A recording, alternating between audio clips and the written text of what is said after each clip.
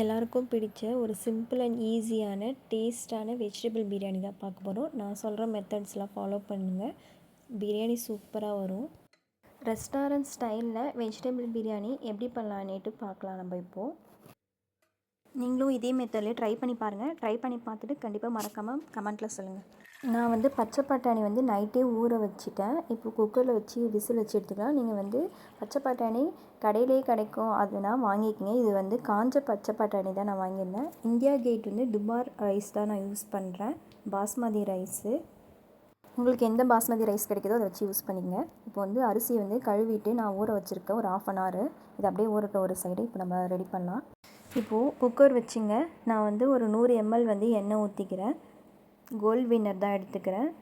நீங்கள் கடலை எண்ணெய் கூட எடுத்து பண்ணுங்கள், நல்லாயிருக்கும். எப்பயுமே பிரியாணி பண்ண ஸ்டார்ட் பண்ணுறதுக்கு முன்னாடி அரிசி கழுவி ஊற வச்சிங்கன்னா கரெக்டாக இருக்கும். அந்த 1/2 hour ஊறி வர்றதுக்கு அதுக்குள்ளே நம்ம இதெல்லாம் வதக்கி எடுத்துக்கலாம். நான் நெய் ஒரு 3 ஸ்பூன் எடுத்துக்கிறேன். எப்பயுமே எண்ணெய் அதிகமாக சேர்த்தா நல்லாயிருக்கும். இதில் ஸ்பைசஸ்லாம் ஆட் பண்ணிக்கலாம். பட்டை, ஒரு அன்னாச்சி பூ, 2 மராட்டி மொக்கு, அப்புறம் பிரியாணி இலை, கிராம்பு, 1 ஸ்பூன் சோம்பு, 2 ஏலக்காய் எடுத்துக்கிறேன். இது போட்டு நல்லா வதங்கட்டும். இது பொரிஞ்சோடனே நம்ம வெங்காயம் சேர்த்துக்கலாம். நான் 2 பெரிய வெங்காயம் எடுத்துக்கிறேன், ஸ்லைஸாக கட் பண்ணி சேர்த்துக்கிறேன். 2 பச்சை மிளகாய். இது போட்டு நல்லா மிக்ஸ் பண்ணி விடுங்க. பிரியாணியை பொறுத்த வரைக்கும் வெங்காயம் நல்லா வதங்கணும், அப்போ தான் டேஸ்ட்டு சூப்பராக இருக்கும். இப்போ இது நல்லா கோல்டன் ப்ரௌன் வர அளவுக்கு வதக்கலாம். நம்ம இந்த வெங்காயம் நல்லா வதங்கிறதுக்கு நம்ம உப்பு சேர்த்துக்கலாம். வெங்காயத்துக்கு மட்டும் நான் சேர்த்துக்கிறேன். இது போட்டு நல்லா வதக்கி விடுங்க. நல்லா வதங்கி வந்துடும் சீக்கிரமாக. ஒரு கைப்பிடி அளவுக்கு புதினா சேர்த்துக்கிறேன். அது போட்டு நல்லா வதக்கி விடுங்க. நல்லா வதங்கணும்.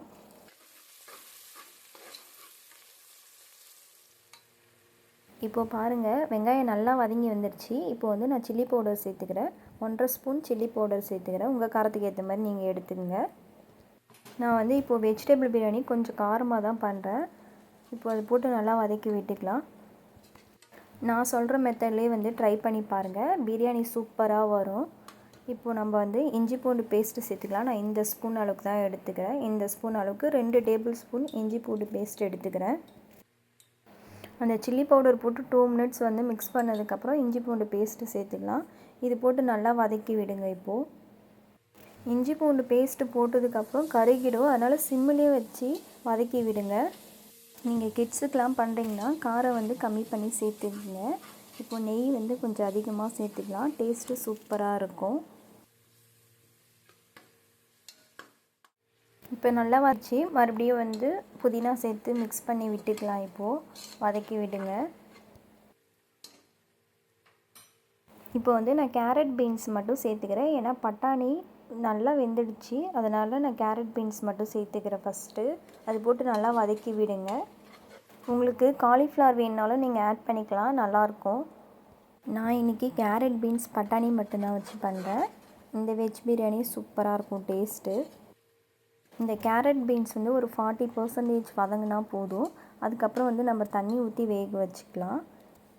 இப்போது தயிர் சேர்த்துக்கலாம். நான் கெட்டி தயிராக எடுத்துங்க, புளிப்பு இல்லாத தயிராக. ஏன்னா புளிப்பாக இருந்தால் தயிர் பிரியாணி ஸ்பாயில் பண்ணிவிடும். அதனால் நான் ஒரு 3 ஸ்பூன் மட்டும் எடுத்துக்கிறேன்.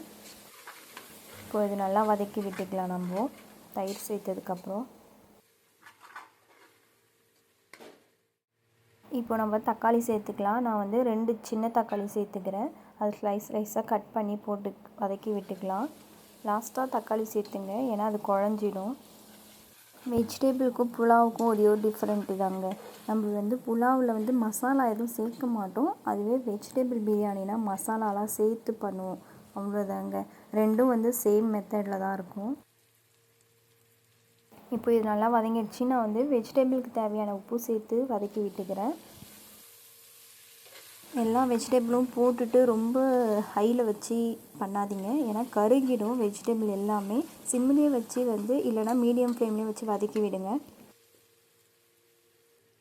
இப்போ பாருங்கள், எல்லா காயும் நல்லா வதங்கிடுச்சு. இப்போ நான் கரம் மசாலா ஒரு 1/2 ஸ்பூன் மட்டும் சேர்த்துக்கிறேன், ரொம்ப சேர்த்துடக்கூடாது. அவ்வளோதாங்க. மசாலா சில்லி பவுடர், கரம் மசாலா மட்டும்தான் போட்டிருக்கோம் நம்ம இந்த பிரியாணியில். இது போட்டு நல்லா வதக்கி விடுங்க. இப்போ 1/4 ஸ்பூன் மஞ்சள்தூள் சேர்த்துக்கிறேன். இது போட்டு நல்லா மிக்ஸ் பண்ணி விடுங்க. எல்லா மசாலாவும் வெஜிடபிள் இறங்கணும். ரொம்ப எல்லா மசாலாவும் சேர்க்காம, இந்த பிரியாணி மசாலா அப்புறம் மல்லித்தூள்லாம் சேர்க்காம இந்த சில்லி பவுடர், கரம் மசாலா மட்டும் சேர்த்து ட்ரை பண்ணி பாருங்கள். சூப்பராக இருக்கும். நான் வந்து 1.5 கிளாஸ் அரிசி எடுத்துக்கிறேன். தம் போடுறதுனால நான் 3 கிளாஸ் தண்ணி வச்சுருக்கேன். நீங்கள் குக்கரில் வைக்கிற மாதிரி இருந்தால் 1 கிளாஸ் அரிசிக்கு 1.5 கிளாஸ் தண்ணி வச்சுக்கலாம். இப்போது தண்ணி ஊற்றி நல்லா மிக்ஸ் பண்ணிவிட்டு கொதிக்க வைக்கலாம்.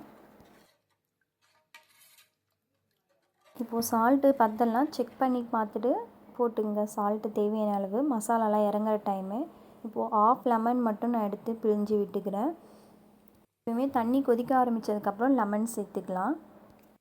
இப்போது நான் வேக வச்ச பட்டாணியை போட்டுக்கிறேன். ஏன்னா இது கொஞ்சம் குக் ஆகிடுச்சு, அதனால் வந்து நான் லாஸ்ட்டாக சேர்த்துக்கிறேன் பட்டாணியை. இப்போ இது நல்லா மிக்ஸ் பண்ணி விட்டுட்டு கொதிக்க விடுங்க. அது கொதித்ததுக்கப்புறம் நம்ம அரிசி போடலாம்.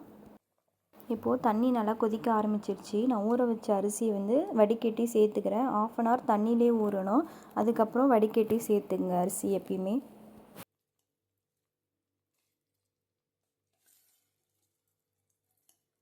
இப்போது அரிசி எல்லாமே சேர்த்ததுக்கப்புறம் நல்லா மிக்ஸ் பண்ணி விடுங்க. மறுபடியும்லாம் தண்ணி சேர்க்காதீங்க.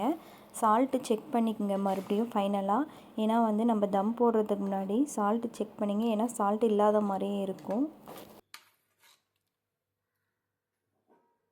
இப்போது நான் பிளேட்டு போட்டு ஹையில் வச்சுட்டு அதுக்கப்புறம் சிம்மில் வச்சிடுறேன்.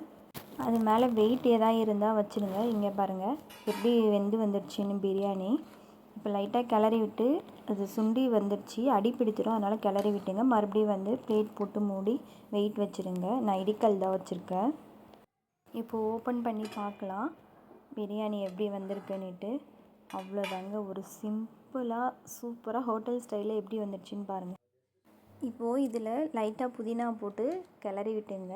லைட்டாக கிளறி விடுங்க, இல்லை அரிசி உடஞ்சிடும். அதனால் நீங்களும் ட்ரை பண்ணி பாருங்கள். ட்ரை பண்ணி பார்த்துட்டு கமெண்ட்டில் சொல்லுங்கள் எப்படி வந்துச்சுன்னுட்டு. வீடியோஸ் பிடிச்சா லைக் பண்ணி சப்ஸ்கிரைப் பண்ணுங்கள். பாய்.